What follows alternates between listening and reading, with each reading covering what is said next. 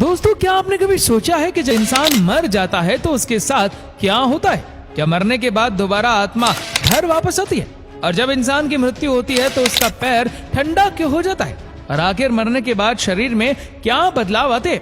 और क्या आपने कभी सोचा है कि मरने के बाद इंसान के शरीर को अकेला क्यों नहीं छोड़ा जाता? क्यों मरने के 13वें दिन 13वीं मनाई जाती है?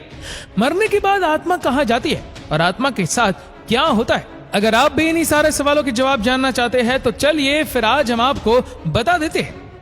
हर कोई यही जानता है और यही मानता है कि जिंदगी एक बार मिलती है, लेकिन हकीकत तो ये है कि इंसान को मौत भी एक बार ही मिलती है। मरने के बाद इंसान को दोबारा कभी जिंदगी वापस नहीं मिलती। इसीलिए मौत का नाम सुनते ही लोगों के रोंगटे खड़े हो जाते हैं, क्योंकि एक मौत ही ऐसी चीज है जो इंसान के सारे रिश्ते एक ही पल में तोड़ देती है। जब इंसान मरता है तो वो मरने से पहले अपने बचपन से लेकर अब तक की पूरी जिंदगी देख लेता है, वो भी सिर्फ 7 मिनट के अंदर।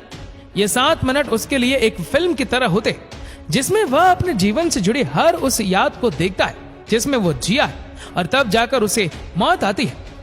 ये बात हकीकत है। साइंटिस्ट ने भी इस बात का दावा किया है कि मरने से पहले इंसान को ये सब एक सपने के रूप में दिखाई देता है। ये देख इंसान को ऐसा लगता है जैसे वो अपनी पिछली जिंदगी में वापस पहुंच गया है। ये सब सोचने के बाद उसका दिमाग एकदम बंद हो जाता है, जिसके बाद दिमाग में कोई हलचल, कुछ सोचने समझने की शक्ति नहीं रहती, और फिर इंसान की मौत हो जाती है। आपने देखा होगा कि मरने के बाद इंसान के पैर एकदम बर्फ जैसे ठंडे हो जाते, धीरे धीरे उसका शरीर भी निढाल हो जाता है। ऐसा क्यों? दोस्तों, ऐसा इसलिए होता है क्योंकि मौत के कुछ वक्त पहले इंसान के शरीर में हरकत होना शुरू हो जाती है। इंसान को एहसास हो जाता है कि अब उसका जीवन यही खत्म होने वाला है, और इसीलिए उसका धरती से कनेक्शन यानी अर्थ सोल चक्र कनेक्शन टूट जाता है, और उसका धरती से कोई भी कनेक्शन नहीं रहता। इसी वजह से मरने के बाद इंसान के पैर ठंडे पड़ जाते हैं, और यही वजह है कि मरने के बाद आत्माएं जमीन पर ना रहकर हवा में उड़ने लगती है। जब इंसान मरता है तो उसकी आत्मा पैरों से बाहर निकलना शुरू हो जाती है, और आखिर में मुंह से होते हुए शरीर से बाहर निकल जाती है। ऐसा कहा जाता है कि जिसके कर्म जैसे होते हैं वैसे ही उसकी आत्मा निकलती है। यानी अगर कोई इंसान अच्छा है तो उसकी आत्मा बड़ी ही आसानी से बिना तकलीफ के शरीर को छोड़ देती है। वहीं अगर कोई बुरा इंसान है तो लोगों के साथ बुरा करता है तो उसकी आत्मा बड़ी ही तकलीफों का सामना करके निकलती है, और उसके शरीर को भी बड़ी मुश्किलात का सामना करना पड़ता है। इसीलिए आपने देखा होगा कि बहुत से लोग मरने से पहले बहुत ज्यादा बेचैन और परेशान हो जाते हैं। उनके चेहरे का रंग भी एकदम पीला सा पड़ जाता है। ये सब आत्मा के निकलने की वजह से होता है। आत्मा इतनी आसानी से शरीर को छोड़ने के लिए तैयार नहीं होते, क्योंकि इतने समय से आत्मा का शरीर के साथ एक गहरा रिश्ता बन जाता है। आत्मा को भी उसी शरीर की आदत पड़ जाती है। मरने के बाद आत्मा कुछ समय तक शरीर के पास खड़ी रहती है, और जब उसके घर वाले उसे देखकर रोते या चिल्लाते तो ये सब इंसान को महसूस होता है, लेकिन वो कुछ कह नहीं पाता और बस इनके रोने को सुनता रहता है। ये आवाजें इंसान को शोर जैसे सुनाई देती है, जो उसको काफी परेशान करते हैं, और हर एक घर वाले से बात करने की कोशिश करती है। उन्हें अपने बात बताना चाहती है, लेकिन कुछ नहीं कर पाती। अब बारी आती है आत्मा की परलोक जाने की। इसके लिए भगवान 2 यमदूत जमीन पर भेजते हैं, जो उस आत्मा को अपने साथ परलोक की यात्रा कराने के लिए ले जाते हैं। यमदूत उन्हीं लोगों के साथ बुरा बर्ताव करते हैं जो पापी होते या फिर दूसरों के बारे में हमेशा बुरा सोचते हैं। इसके बाद दोनों यमदूत उस आत्मा को अपने साथ परलोक लिए जाते हैं।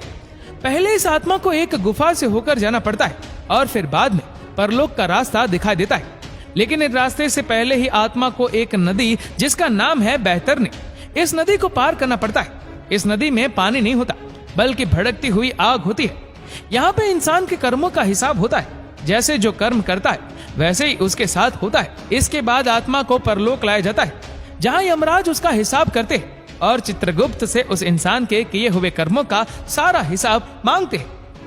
चित्रगुप्त के पास हर एक इंसान का सारा लेखा जोखा होता है, जिन्हें वो यमराज के सामने रख देते हैं। अब यहाँ भी इंसान के कर्म ही उसका साथ देते हैं। अगर कर्म अच्छे होते हैं तो वो एक भला इंसान होता है, तो उसे स्वर्ग में भेज दिया जाता है। लेकिन अगर वो एक बुरा इंसान है जिसने धरती पर बहुत से पाप किए, तो उसे नरक में फेंक दिया जाता है। नरक भी 36 तरह का होता है। ऐसे ही कुछ समय पहले एक आदमी मर गया था और उसे 2 यमदूत उठाकर अपने साथ ले गए। इस शख्स ने बताया कि जब मेरे अंदर से आत्मा को खींचा गया तो ऐसा लग रहा था जैसे किसी मुलायम कपड़ों को कांटों पर से खींचा गया हो। मुझे बहुत तकलीफ हो रही थी। उसके बाद मुझे परलोक ले जाया गया। वहां रास्ते में एक नदी पड़ी जिसमें आग और बहुत सारे कीड़े मकोड़े थे। मुझे उस नदी को पार करने के लिए कहा गया। अगर मैं उसे पार ना करता तो यमदूत मुझे मारने लगते। मैंने बड़ी मुश्किल से उस नदी को पार किया और फिर मैं परलोक पहुंचा, जहां एक बहुत बड़ा दरवाजा था। वो दोनों यमदूत बाहर रुक गए और मुझे अंदर भेज दिया। सामने यमराज बैठे थे। उनकी आवाज इतनी खतरनाक थी कि मेरे होश उड़ गए। उन्होंने यमदूत से कहा कि इसे क्यों ले आए, इसका अभी तक वक्त ही नहीं आया। और फिर मेरी आंखों पर पर्दा डाल दिया गया। जब मेरी आंखें खुली तो मैं अपने घर वालों के बीच था। ये एक सच्ची घटना है जो आज से ठीक 10 साल पहले पूरन सिंह के साथ हुई।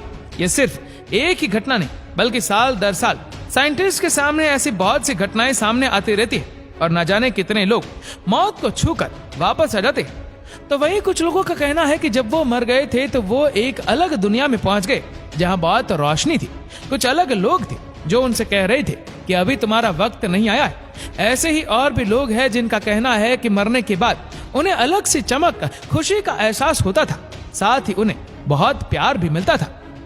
गरुड़ पुराण के अनुसार ऐसा माना जाता है कि अगर डेड बॉडी को अकेला छोड़ा जाता है तो उस पर दूसरी बाहरी शक्तियां का नकारात्मक ऊर्जाओं का वास हो जाता है, यानी भूत प्रेत उस आत्मा पर कब्जा कर लेते हैं और पूरी तरह से आत्मा उनके वश में हो जाती है।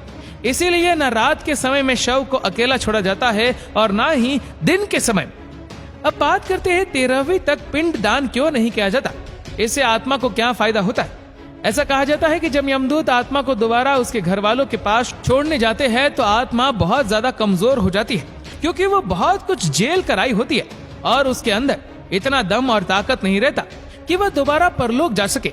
इसीलिए गरुड़ पुराण के अनुसार 10 दिन तक जो आत्मा के लिए पिंडदान करता है उससे अलग अलग शरीर के पार्ट्स की रचना होती है और ऐसा ही 13 दिन पिंडदान करने से उसकी आत्मा यमलोक जाने के लिए योग्य हो जाती है और ऐसे ही आत्मा मृत्यु लोक से यमलोक तक जाती है तो उसे 1 साल का समय लगता है। और इतने लंबे सफर के लिए 13 दिनों तक जो भी पिंडदान या क्रिया कर्मों किए जाते हैं वह उसके भोजन जैसा होता है, जिसके दम पर ये यमलोक का रास्ता पार कर सकते हैं। इसीलिए पिंडदान करना बहुत जरूरी होता है, क्योंकि मरने के बाद का खुलासा गरुड़ पुराण में किया गया, जो कि एकदम सच है।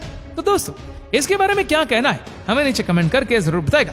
और अगर आपको वीडियो अच्छा लगा हो तो इस वीडियो को लाइक करेगा, शेयर करेगा ज्यादा से ज्यादा लोगों तक। और ऐसे ही और भी इंटरेस्टिंग वीडियोस के लिए फॉलो करें हमारे पेज को। और ऐसे ही और भी वीडियोस को यूट्यूब पर देखने के लिए नीचे कमेंट सेक्शन में लिंक दी गई है, जिसके ऊपर क्लिक करके हमारे चैनल को आप सब्सक्राइब करें और बेल आइकन दबाएं, ताकि हमारे हर लेटेस्ट वीडियो की अपडेट्स आपको मिलेगी सबसे पहले। धन्यवाद।